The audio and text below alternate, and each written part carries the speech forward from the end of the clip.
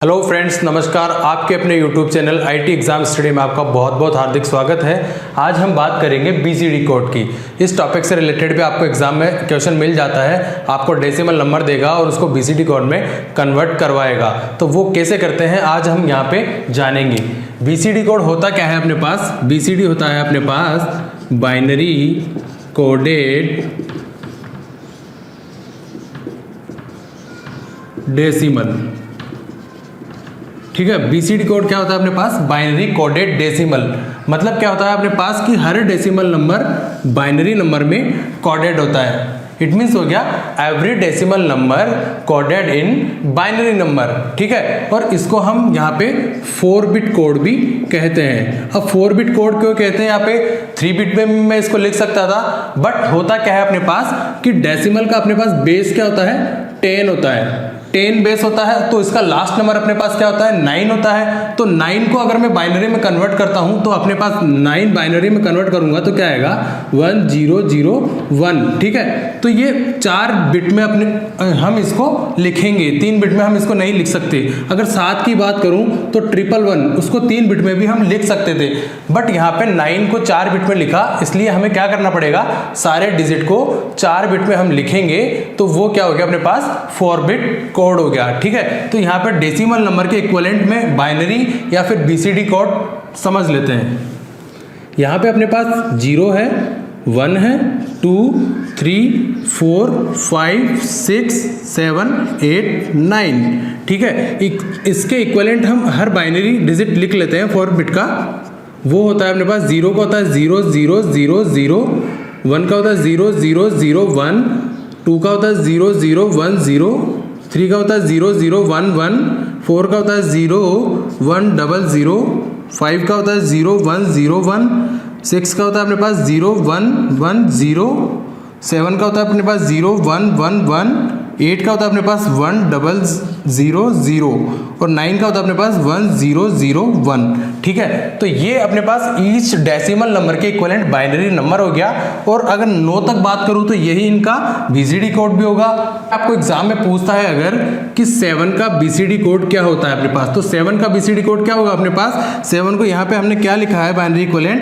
0 1 1 1। तो यही अपने पास 7 का बीसीडी कोड भी होगा, जो कि 4 बिट कोड है। ठीक है, अब आपको एग्जाम में क्वेश्चन देता है, अगर मान लो 23 का आपको बीसीडी इक्विवेलेंट लिखना है, तो हमें क्या करना पड़ेगा? यहाँ पे क्या होता है अपने पास? Each decimal number coded in binary, मतलब प्रत्येक नंबर। तो यहाँ पे मुझे 3 का अलग बाइनरी नंबर लिखना पड़ेगा और 2 का मुझे अलग बाइनरी नंबर लिखना पड़ेगा। तो 3 का 4 बिट क्या होता है अपने पास बाइनरी में? 3 का होता है अपने पास यहाँ पे 0 0 1 1। ये तो हो गया अपने पास 3 का। ठीक है, 2 की मैं बात करूं तो 2 का अपने पास क्या होता है यहाँ पे? 0 0 1 0। ठीक है, तो अपने पास 0 0 1 0 0 0 1 0, ये अपने पास 23 का अपने पास क्या आ गया? बीसीडी कोड आ गया अपने पास।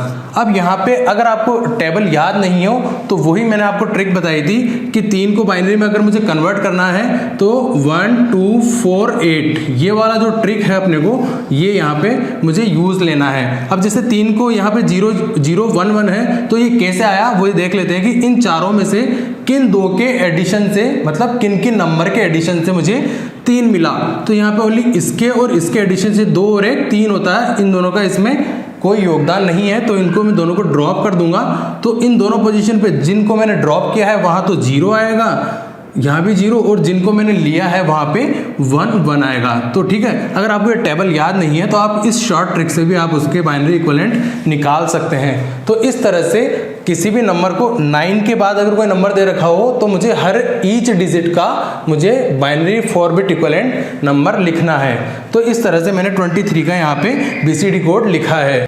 अब अपने पास क्या है यहाँ पे कि ये जो 4 बिट बीसीडी कोड है, इसमें हम क्या कर सकते हैं? ओनली 2 रेज़ की पावर अपने पास 4, तो ये हो गया 16। ठीक है, अब यहाँ पे हम केवल 16 पॉसिबल कैरेक्टर ही यहाँ पे इन 4 बिट कोड से लिख सकते हैं, जो कि अपने पास कंप्यूटर में आगे जाके इनसफिशिएंट हुए, मतलब कम पड़े अपने पास। तो हम क्या करें फिर इसके बाद, 4 बिट बीसीडी कोड के बाद हमारे पास है 6 बिट बीसीडी कोड। ठीक है, 6 बिट बीसीडी कोड हम अब पढ़ लेते हैं। अब अपने पास क्या है कि मैंने पढ़ाया था आपको 4 बिट वाला जो बीसीडी कोड था अपने पास, इसमें क्या होता है अपने पास ओनली 2 की पावर 4, मतलब 16 डिफरेंट कैरेक्टर ही अपन यहाँ पे रिप्रेजेंट कर सकते हैं। अब हमें और जरूरत पड़ी तो हमें क्या करना पड़ा, यहाँ पे 6 बिट कोड डेवलप हुआ। 6 बिट कोड में क्या होता है अपने पास 2 की पावर 6, यहाँ पे अपने पास हो गया 64। ठीक है, तो 64 डिजिट्स को मैं यहाँ पे रिप्रेजेंट कर सकता हूँ, मतलब अपने पास अल्फाबेट जो भी है उनको भी मैं यहाँ पे 6 बिट में रिप्रेजेंट कर सकता हूँ। अब वो कैसे करना है और आपको एग्जाम में जो क्वेश्चन मिलेगा उसको आपको 6 बिट के थ्रू आपको कैसे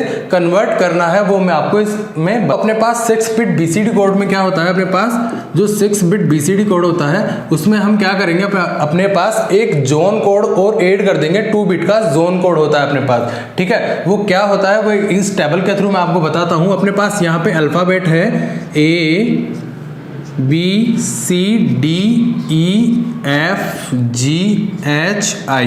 ठीक है, ये 9 अल्फाबेट है। इनका जोन कोड जो होता है अपने पास वो होता है अपने पास 11। ठीक है, इसका 11, इसका 11, इसका 11, इसका 11, इसका 11, इसका 11, 11, 11। ठीक है, इसके बाद वापस वही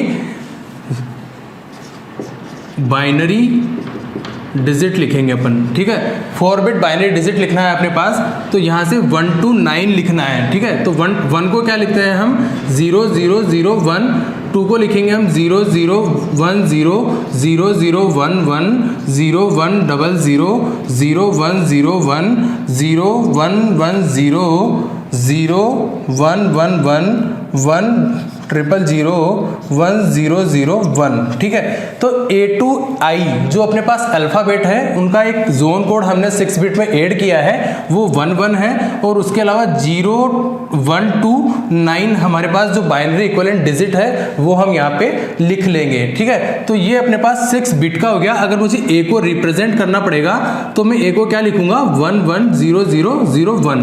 ठीक है, 6 बिट में मैं A को ये लिखूंगा। इसी तरह से अपने पास जो बचे हुए अल्फाबेट है ये A to I हो गया अपने पास 9। इसके बाद अपने पास क्या होता है, I के बाद क्या होगा अपने पास J और J to R, मतलब ये फिर से अपने पास 9 अल्फाबेट है अपने पास। तो इनको मैं कैसे रिप्रेजेंट करूंगा, इनका जो ये J हो गया, ये हो गया K J K L M N O P Q R। ठीक है, अब यहाँ से इन A to I का जोन कोड अपने पास 1 1 था, यहाँ पे J to R का जोन कोड जो है अपने पास वो क्या होगा, अपने पास जोन कोड यहाँ पे इसका होगा 1 0। ठीक है, इसका 1 0 1 0 1 0 1 0 1 0 1 0 1 0 1 0। ठीक है, तो ये जो अल्फाबेट है ये 9 अल्फाबेट, इनका जोन कोड हो गया अपने पास 1 0। इसी तरह से वापस मैं इनका बाइनरी 4 बिट लिखूंगा, 1 से स्टार्ट करूंगा तो वही अपने पास हो जाएगा 0 0 0 1 0 0 1 0 0 0 1 1 0 1 0 0 0 1 1 0 1 0 1 1 0 0 1 1 1 1 0 0 और R का हो गया अपने पास 1 0 0 1। ठीक है, तो इस तरह से अपने पास J to R का जोन कोड चेंज हो गया और आगे के 4 बिट अपने पास 1 से 9 तक के हम लिख लें। अब इसी तरह से अपने पास जो रिमेनिंग अपने पास बचे हुए हैं अपने पास अल्फाबेट वो है S to Z। ठीक है, हो गया अपने पास S T U V W X Y Z। ठीक है, अल्फाबेट पे अपने पास 26 कैरेक्टर होते हैं अपने पास। तो यहाँ से A to I तो हो गया 9 अलग से, इनका 1 1 अपने पास जोन हो गया, फिर J to R हो गया अपने पास, तो 9 और 9 18 अल्फाबेट हो गए। अब अपने पास कितने बचे, 6 और 2 8 अल्फाबेट बचे हैं अपने पास S to Z। ठीक है, अब इनका अपने पास जोन कोड की मैं बात करूं तो जोन कोड क्या होता है, सबका जोन कोड 0 1 0 1 0 1 0 1। अब यहाँ पे अपने पास कितने हैं, अपने पास कैरेक्टर 8 है, तो मैं यहाँ से 2 से 9 तक का बाइनरी इक्विवेलेंट लिख लूंगा। तो 1 0 0 0 1 0 1 0 1 1 0 0 1 1 1 1 0 0 1 0 0 1। ठीक है, तो ये हो गया अपने पास S to Z इक्विवेलेंट। इसी तरह से मैं 0 से 9 का जो डिजिट है उसको 6 बिट में कैसे लिखूंगा। अपने पास 0 to 9 जो डिजिट है उसका जोन कोड अपने पास क्या होगा 0 0, और उसी तरह से आगे 4 बिट में 0 के इक्विवेलेंट 0 0 0 0 हो गया, 1 के इक्विवेलेंट अपने पास क्या हो गया 0 0 0 1 हो गया। इसी तरह से मैं 9 तक लिख लूंगा और इनका जोन कोड क्या होता है 0 0, ठीक है। तो ये इस तरह से मैं अपने पास डेसिमल नंबर का 6 बिट इक्विवेलेंट डिजिट लिख लूंगा।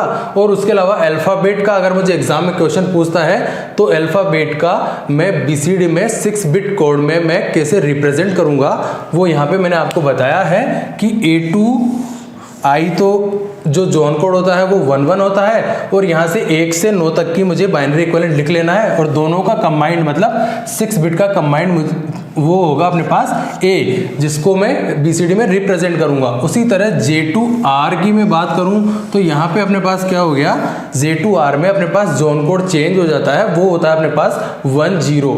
उसी तरह से S में मैं बात करूं S to Z, यहाँ पे अपने पास अल्फ़ाबेट कितने बचे हुए हैं 8 बचे हुए हैं, तो यहाँ पे अपने पास जोन कोड तो क्या होगा 0 1 होगा, और यहाँ से 2 से लेके 9 तक का मैं यहाँ पे बाइनरी इक्विवेलेंट लिख लूंगा।